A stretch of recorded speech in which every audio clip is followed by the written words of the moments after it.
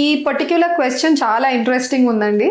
So somebody asked, catheters ఏవైతే మనం ల్యాబ్లో వాడతామో ఎంబ్రియోని ట్రాన్స్ఫర్ చేయడానికి కావచ్చు, లేదా ఎగ్స్ని కలెక్ట్ చేసుకునే సిస్టమ్ కావచ్చు, ఇవన్నీ ప్లాస్టిక్ కదా, బయట చెప్తూనే ఉన్నారు కదా మీరు ప్లాస్టిక్ అంటే మంచిది కాదు అని చెప్పేసి.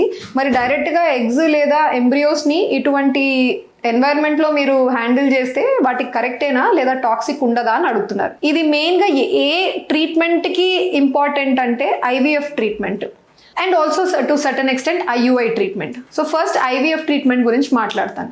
ఐవీఎఫ్ ట్రీట్మెంట్లో 2 స్టెప్స్ ఉంటాయి, 2 భాగాలు.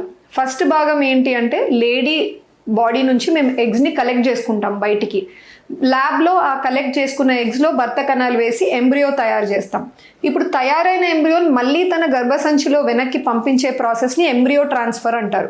సో ఎంబ్రియో ట్రాన్స్ఫర్ చేసేటప్పుడు మళ్ళీ మనం క్యాథెటర్ వాడతాం. ఫస్ట్ హాఫ్ మాట్లాడతాను, అంటే ఎగ్స్ని లేడీ బాడీ లోపల నుంచి మనం కలెక్ట్ చేసుకోవడం. ఇలా కలెక్ట్ చేసుకోవడానికి మనం వాడే ఆ ఇన్స్ట్రుమెంట్ నీడిల్ అనమాట. అది ప్లాస్టిక్తో తయారయ్యి ఉండదండి. It is a stainless steel very high quality needle.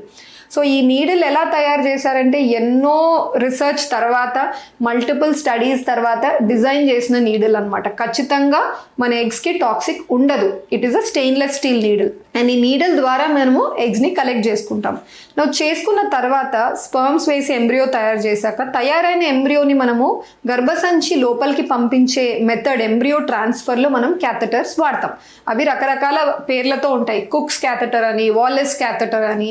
So అవి డిఫరెంట్ పీపుల్ ఆర్ మ్యానుఫ్యాక్చరింగ్. నువ్వు ఇవన్నీ క్యాథెటర్స్ కూడా అండి దే ఆర్ నాన్ టాక్సిక్. ఇప్పుడు దే ఆర్ ఆల్ పాలీయూరిథీన్ అన్న మెటీరియల్తో తయారు చేసినవి. అవి మీ ఎంబ్రియోస్కి కానీ గ్యామెట్స్కి కానీ టాక్సిసిటీ ఉండదు వాటి వల్ల. సో అటువంటి highly extensive research based design అయిన క్యాథెటర్స్ని మనం వాడుతున్నాం అనమాట. అండ్ ఐయుఐకి వచ్చినట్టయితే ఐయుఐలో మనం క్యాథెటర్ ఒక్క చోట వాడతాము.